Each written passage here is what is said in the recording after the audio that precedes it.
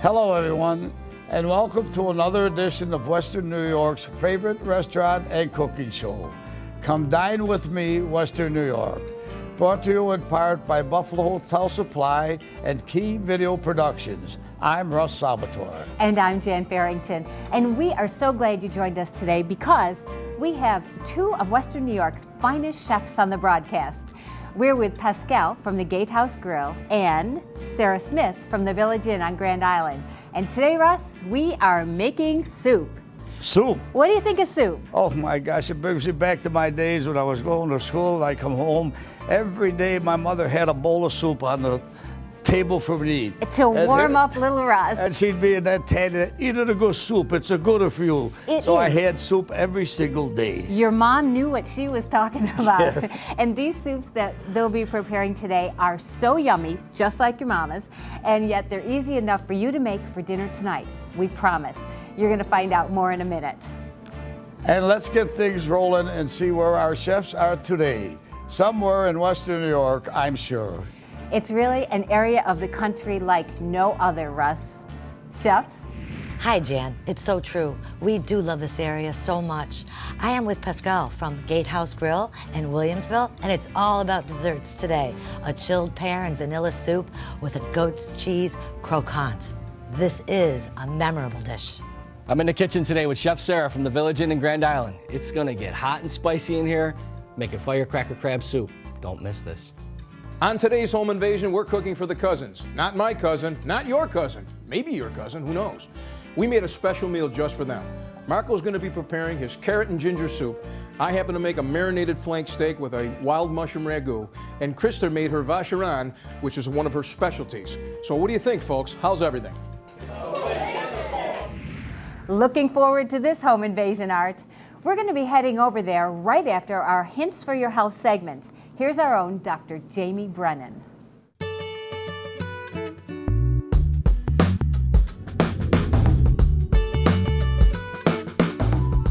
Remember when your mother always told you you're not leaving the table unless you eat all your vegetables?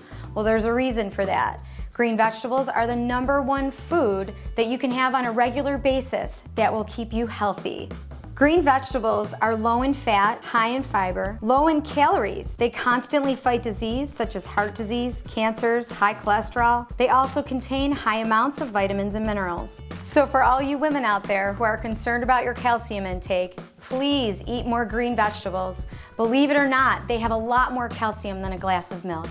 Some examples of green vegetables are kale, Brussels sprouts, collard greens, spinach, broccoli, and romaine lettuce. So remember, when you're going out to eat at your favorite restaurant, order a nice dark green salad or a side of veggies. I'm Dr. Jamie Brennan with giving you just a few hints for your health.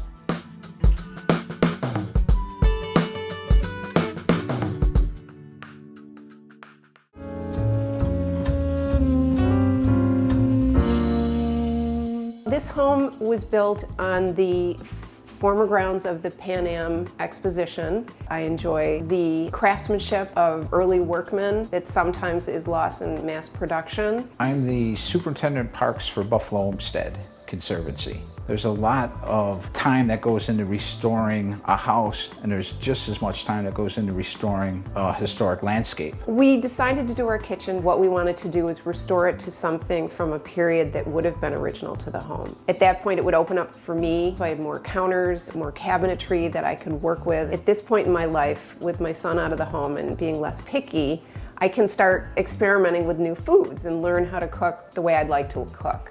This is my summer before my senior year at William & Mary, and I'm studying history and English there. I do miss eating well. There's a lot of home-cooked meals here that I always wish I could have at school. I would just like to see how professionals do things, maybe pick up some tips. For me, I'm looking forward to finding a new recipe.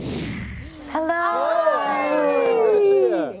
Today I made a marinated grilled flank steak, and I topped it with an absolutely phenomenal wild mushroom ragu. I thought it would be real nice. I love a good grilled steak, nice cold beer with that.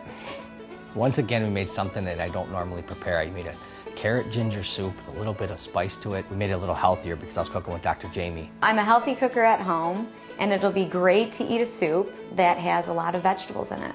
Today we did a vacherin, a very simple dessert. It's basically a meringue. I finished it off with a homemade raspberry sorbet and raspberry sauce finished with a bit of cardamom just to give it a different taste so it jumps in your mouth.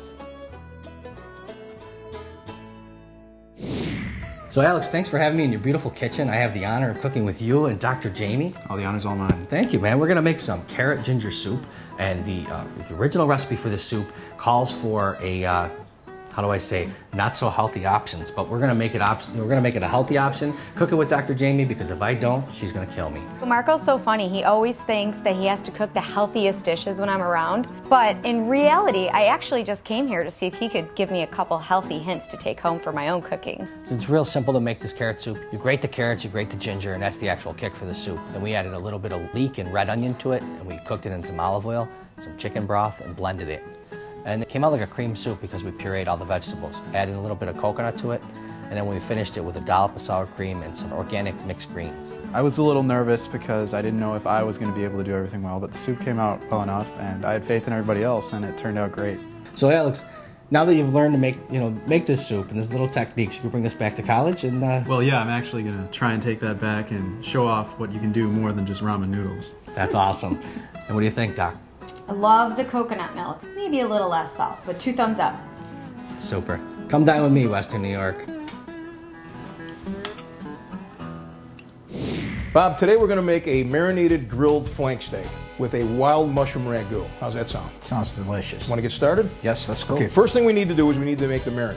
We just took some olive oil, balsamic vinegar, a little bit of fresh garlic, rosemary, salt and pepper, mixed it all together. I put a couple tablespoons of some whole grain mustard, and then we took the flank steak. We scored it so we could have some of the flavors permeate the meat, poured the marinade over the top, let it rest in the refrigerator for a few hours. The one thing I did learn from Art is using fresh herbs and spices. I'm going to start buying all fresh ingredients. To make the ragu sauce, what we did was we started with a nice warm pan. We put some olive oil in there. We took some coarsely chopped pancetta. We took the bacon out when it was done, left the oils of the bacon in the pan. We took some finely chopped shallots, cooked them down, made them nice and caramelized. And we added 3 types of mushrooms today. We did a shiitake mushroom, we did a cremini mushroom, and then we did an oyster mushroom. Then we added some fresh chopped thyme, a little bit of salt and pepper, and then we took some Marsala wine to deglaze the pan. We put some heavy cream on the top. By that time, the meat was grilled, done to medium rare consistency. So now what we're going to do is we're going to flip it.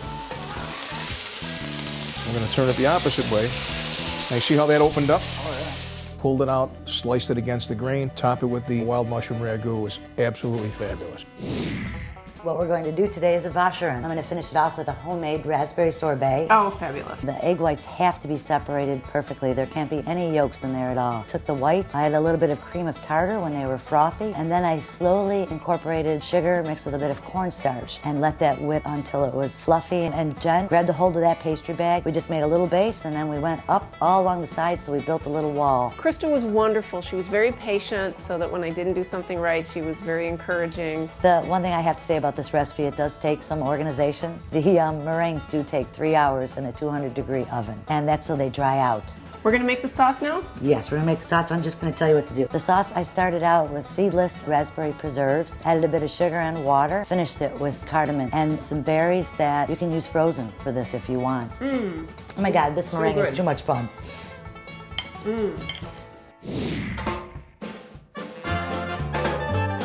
It was fantastic. It exceeded any expectations I had coming in. Loved learning what it was to do these things in the kitchen. The ginger and the coconut milk were awesome. It was unbelievable. The flank steak with the ragu, it was delicious. I hope I can have it again soon. It's so typically Buffalo that we have great people coming in and showing you recipes that you love to do and might not try on your own. And that's what makes us so strong, I think, in our city.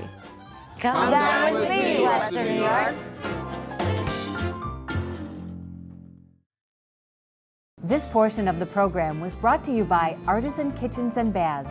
See, touch, feel, and use our products. And by Russell's Steaks, Chops, and more. Be my guest. Let us do the rest.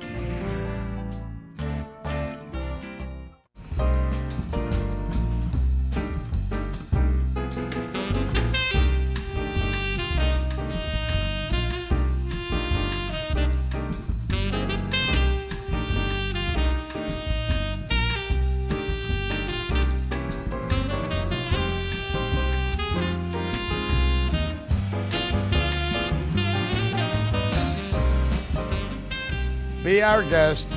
Let us do the rest. The romance of Tuscany, the flavor of DiPaolo's, everything you love about DiPaolo's, the food, the friendship, the family. Whether in our elegant dining room or outside in the courtyard, the atmosphere is authentic. For a simple dinner out or the affair of a lifetime, find Tuscany in your own backyard. Ilio DiPaolo's Restaurant, Banquets and Ringside Lounge in Blaisdell, a family restaurant with a gourmet touch. Think global, but stay local at the Salvatore School of Hospitality and Business at Trocaire College, where we prepare you for a future in the ever-growing worldwide hospitality industry. I was surprised to discover that I could get both small classroom and big opportunities at Trocaire. I even had a chance to do an internship in Egypt. A world of opportunity is waiting at the Trocaire School of Hospitality. Contact us today and begin your journey to success. Looking for something different? This is Tom Payne, and here at the Grapevine, we pair great food and drink with friendly service. Stop in and try our new small plates. This menu offers fun food like fish tacos, Angus slider burgers, panko-crusted mac and cheese bites, buffalo dip, and my favorite, tempura chicken strips and spicy Asian sauce. You gotta check out our retractable roof covering our tropical garden and koi pond. Stop in today, bring your friends, enjoy our small plates, and you can be the first to experience our new convertible garden room. That's the Grapevine Restaurant, Niagara Falls Boulevard, Amherst. We're back, and here's a question. Where can you find a warm and welcoming atmosphere where you can enjoy a relaxing meal or just unwind with a cocktail or one of the special martinis at the copper-topped bar? Well, the only place I know, the Gatehouse Grill. And here's Chef Krista with Chef Pascal making one of the Gatehouse specialties. I am so proud to be here today with Pascal. We are doing a very interesting dish, a pear and vanilla bean soup finished with a goat's cheese croquant. So we're going to start out with our pears. For this recipe, we need to peel, core, and dice 3 pears, to which we'll add 1 vanilla bean, a half cup of sugar, and just enough water to cover our pears. All right, well, here we go. I want to tell you this pear is sweet, beautiful, and delicious. Oh, that's great. And that's part of what we do at the Gatehouse Grill. Time and time again, we look for the seasonal products to make sure that everything is fresh and good, and I even use the word nutritious. Absolutely. It doesn't take much more when you're working with something at its peak. And the sweetness is there. We don't have to add all that sugar. No, not at all. It's a all. low amount. Not at all. And the beauty of this soup is that if you made just this one thing alone, it would be enough to satisfy. Again, it's something that you can do at home.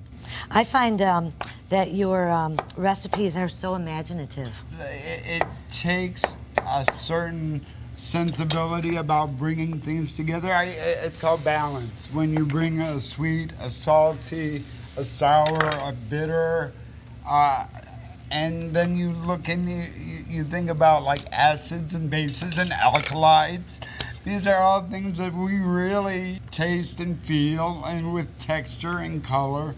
It's food. Now with the vanilla beans, so I just, Chef, I just split that down. Right down, and you use the opposite side of the knife, and you can scrape all those beautiful beans out. Now, what we're talking about is the goodness of the vanilla bean. You know, what is most valuable are those oils. I mean, this thing has been good. growing and growing to nurture, to give us the best that it can, these beautiful oils, aromas, and scents.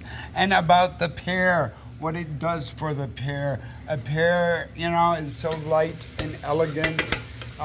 Covering it up, I found, with like cinnamon and other things like that is not necessarily the best thing for the pear. You want to bring out its own little natural citrus qualities, a little bit of nuttiness. And that was sort of what started all this project for me. Somebody told me that pears didn't have flavor. All right, at this point, you want to add your half cup of sugar. We have our vanilla bean and our pod there, and just enough water to cover the pear. All right.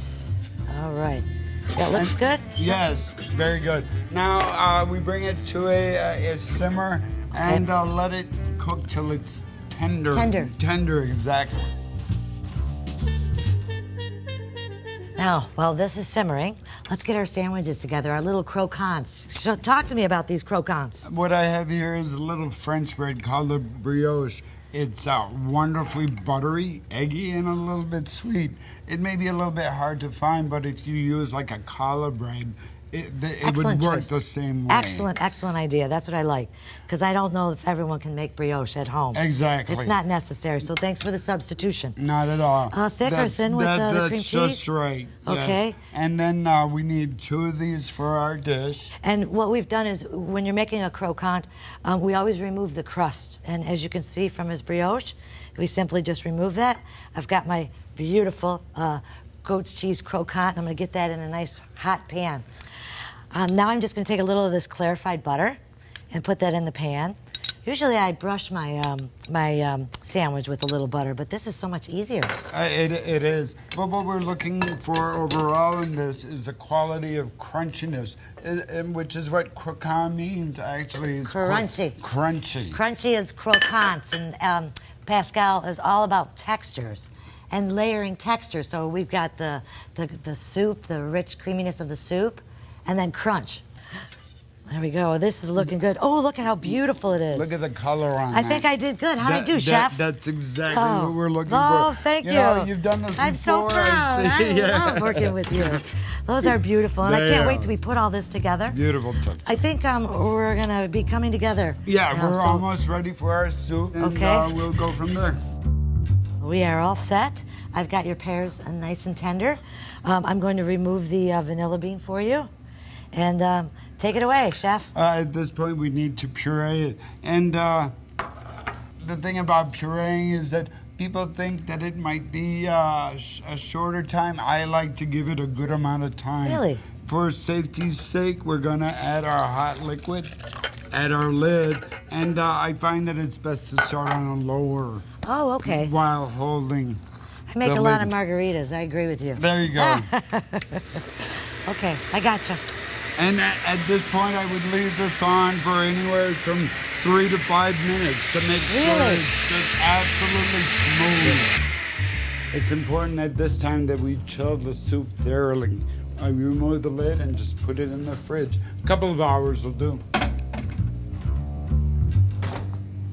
Pascal, the one thing I love about your dishes is there's always little surprises. So Pascal's going to get started on some of these garnishes that are going to bring this beautiful soup together. So what do we got next? Well, we have these beautiful, beautiful medjool dates. They just have a very earthy quality to them, but at the same time, they're ultimately the sweetest. They're nature's candy. Oh, yeah, that's right. That's right. They're nature's candy. Eat more of these dates. So what I like to do, you have to remove the pit. Okay, we got that. And then I give them a little cut. All right, simple. Another little cut. Gotcha. And they're so moist, you can actually kind of roll them in a little ball. Oh, this is fun. Oh, I love it. And next, wait till you see this. And then we roll them in little pistachios. Do I have to wait for the dish? Can I just pop one of these in my mouth right now? There you You're go. killing me. And I call them date marbles. They're delicious.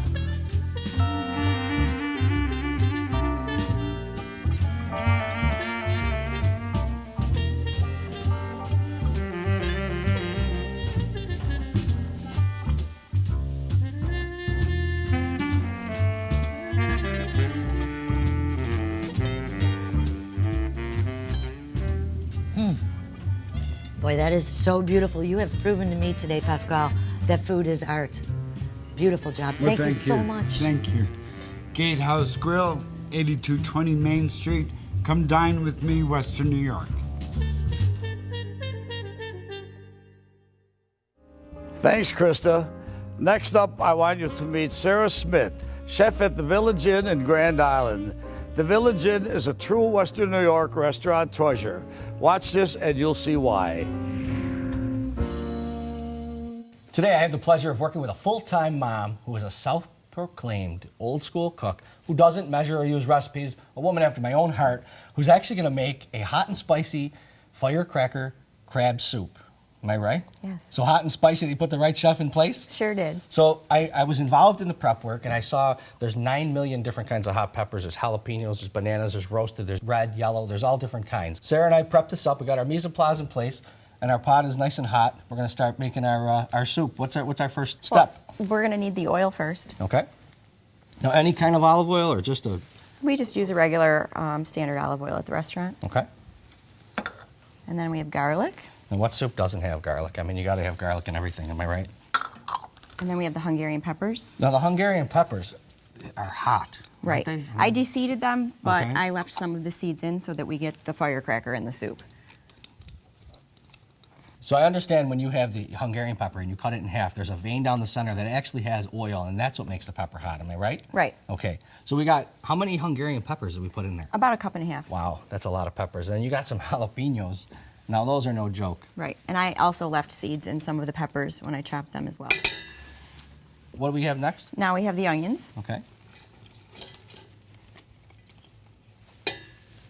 So now, Sarah, you're using roasted peppers. Can you give me a tip on how to roast the peppers? These are red, yellow, and orange sweet peppers? Right. If I'm going to do these at home? Well, at the restaurant, of course, we have a grill, so we put them on the grill and we fire roast them. And then if you are at home and you don't have the option of a grill, you have a gas stove, you can put them over the flame. And if you don't have gas, you use electric, then you can put them under the broiler. Oh, perfect. So it really is kind of easy. And once you get this off, you peel all the char? Well, the trick is to put it in a paper bag for a few minutes and the skins release. And Oh. then you can take the skins off. Perfect, nice and easy. And this is what it looks like when it's all done. Now, how many peppers did you use in that soup? This is about 2 cups of the roasted red peppers. Which would equal about how many fresh peppers? I want to say it was about 4 to 5 big ones. Okay. What's next? Next, we're going to add the stock. I have about 10 cups of fresh seafood stock. We make all our stocks from fresh at the restaurant. Okay. Now, in order to make the seafood stock, you just boil the shells, any seafood, and you bring it to a boil. Right. And then once the shells are boiled, you run it through a cheesecloth, and that's how you get the stock, and it's got nothing but flavor. And now we're going to add a little bit of pepper. Okay. I use coarse ground at the restaurant. It's easier to gauge, too, when you use coarse. And then I also use a little bit of celery salt. I use celery salt in all of my soups. Mm-hmm. And then I have 3 bay leaves here. And what are some of the other soups that you make at the Village Inn? We tend to make a lot of spicy soups. We always have one spicy soup. We have a clear soup, and usually a cream soup. So we always have about 3 different soups running at all times. Our most popular soup is the lemon Tabasco clam chowder, which I couldn't make here today because there's too many secrets involved. That's right. We make that as soon as it runs out. Perfect. So what's next? Now we're going to bring the soup to a boil so that we can thicken it. So, Sarah, our soup boiled in about 15 minutes. Mm-hmm. Next step, you're going to add? We're going to add the roux, which is usually equal parts of flour and butter. And you want it to be the consistency of sand. Okay. We're just going to add a little bit at a time here. And how much are we going to add? I usually, for a small batch, do a little less than a pound of butter. Okay. But you I want to... told you, she doesn't measure and she doesn't use recipes, so this is great. You want to whisk it. Okay. It's getting pretty thick right now. And that's what the roux does. It makes your soup nice and hearty. It's a thickening agent. Just flung some over there. That should probably do it right there. Okay. And then what do we add next? Next, we're going to add the heavy cream. Now, you want to add almost the whole quart? Probably about half. About half a quart. And you don't want to use heavy, or you don't want to use half and half. You want to use the heavy cream. Right, because that's what's going to give it the velvety Okay. feel when you are eating that. I know you don't use a recipe and you don't measure. That's just how I cook. So tell me when. Well, it's nice and thick. It's so- all about eyeball, isn't it? It sure is. All right. Okay, that's good right there. That looks great. Now we're just going to let this cook for another minute or so, and then we want to turn it off because we don't want the soup to break. The fats in the cream will break down and become runny. Now, Marco, now that our pot of soup is finished, we're going to add the crab meat. Okay. We're using a back fin crab, which is really sweet. It's going to add great flavor and texture to the soup. And we're going to add a lot to it, too. There's no joke. Village Inn doesn't fool around when they add their crab to the soup. That looks amazing. It smells even better. Wow, look at the crab. It's so creamy. I'm sure it's going to be spicy. It's definitely one of the Village Inn favorites. Well, I can't wait to try it. Here we go.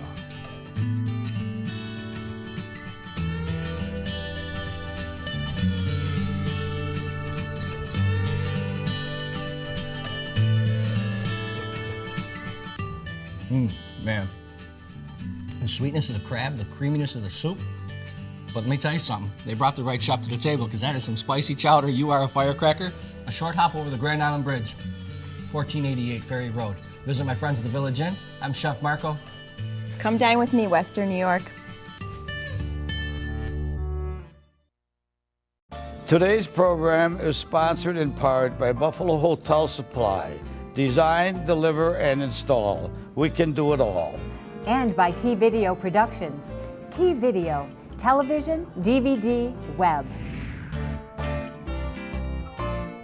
When you think Orazio's, think choices. From authentic Italian and fresh seafood to spectacular specials. When you think Orazio's, think homemade. From fresh bread and desserts to made-from-scratch pastas. When you think Orazio's, think tradition, with more than 20 years as a Western New York favorite. And when you think Orazio's, think tonight. Orazio's Restaurant. It's not like home, it is home. Think global, but stay local at the Salvatore School of Hospitality and Business at Trocaire College, where we prepare you for a future in the ever-growing worldwide hospitality industry. Sometimes being a student and being a mom can be an impossible combination. Trocaire gave me the flexibility that I needed to succeed in the classroom and as a parent. A world of opportunity is waiting at the Trocaire School of Hospitality. Contact us today and begin your journey to success.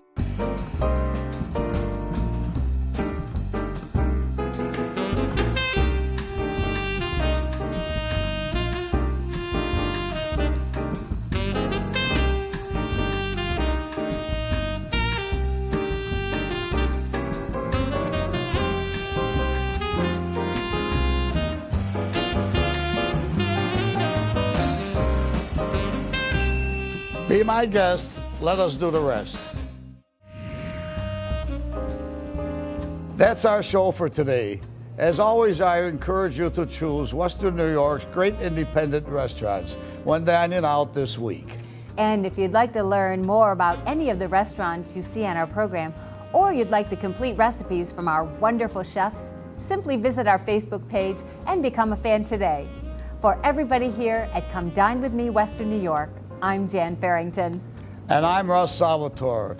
Time to stick a fork in it, Jan, because we are done.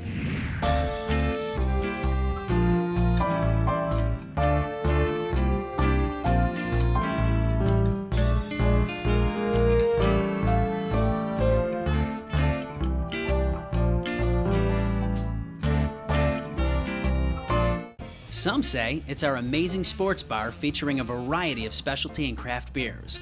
Others say it's our relaxed and comfortable dining room. But whatever draws you to Avezzano Ristorante, one thing's for certain. You're going to get great Italian at a great price. We pride ourselves on our traditional sauces, homemade pastas, and delectable entrees. Avezzano Ristorante, 204 Como Park Boulevard, just minutes from the Galleria Mall, where you always feel right at home.